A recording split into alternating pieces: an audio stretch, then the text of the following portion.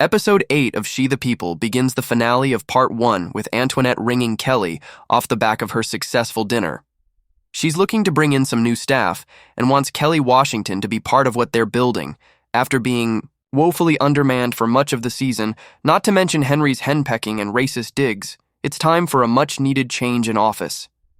Antoinette manages to get Kelly on board with her to fight back against this pipeline. They need to get to the capital early, and Shamika is there right alongside her. Antoinette and Shamika try to sneak out at 5 a.m., but Basil is waiting in the wings. He calls out for Lola and Titus, who show up and confront their mom about the video. This is the same video that convinced Kelly to come and fight with her, and it's certainly a point of contention here for the kids, as they know Antoinette has been avoiding them. Lola challenges her mom over the shorts she was wearing, but Antoinette promises to talk to them later after their busy day. Meanwhile, Henry finds himself on the back foot when he realizes he's been dropped as chief of staff. Kelly is here to take over his role, while the others in the hallway are ready to kick out the rest of her hand-picked staff. Of course, this prompts the governor to perk up and get involved. Antoinette is called into Governor Harper's office, who hands over a pre-written speech about the pipeline that she needs to read out. Harper shrugs off her concerns, reinforcing that she only needs to agree with everything he says, but Antoinette pushes back.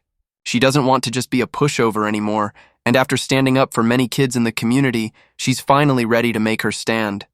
It's taken her the entire season to actually grow a spine and stand by her principles, especially during Harper's continuing demeaning comments and retorts like "good girl" and his vapid comments about her clothes. She does this right as the stage is passed over to Antoinette after publicly showing his racism. Antoinette decides not to follow the script that Harper has written out. She brings up how they've never had a chat about the pipeline, and in fact, she wants it moved 2 miles to the north so it only goes through the farmland. The pair wind up with a public spat about this, alongside the upcoming plant being built too. Harper is pissed at Antoinette's insubordinance, and back in his office, she brings up how she's doing what's right for the state, and they need to work on this together. "Never outshine the master," Harper blurts out, which, of course, does not sound good given the dynamics at play here. Antoinette challenges Harper and tells him that he needs to respect her, but he's not happy. He projects his own struggles getting into office and all the metaphorical shit he's had to shovel to get there. It's actually quite an ironic analogy because, if you'll remember, he sent Antoinette out with that silver shovel at the apple orchard earlier in the season, so it all ties together nicely. As Antoinette passionately expresses herself about being seen and heard, he wants the lawsuit dropped, but of course that's not going to happen. Antoinette, riding the high, comes back to the team and celebrates. Well, for a few seconds anyway. Unfortunately, Governor Harper winds up with a heart attack, leaving this first part hanging in the balance.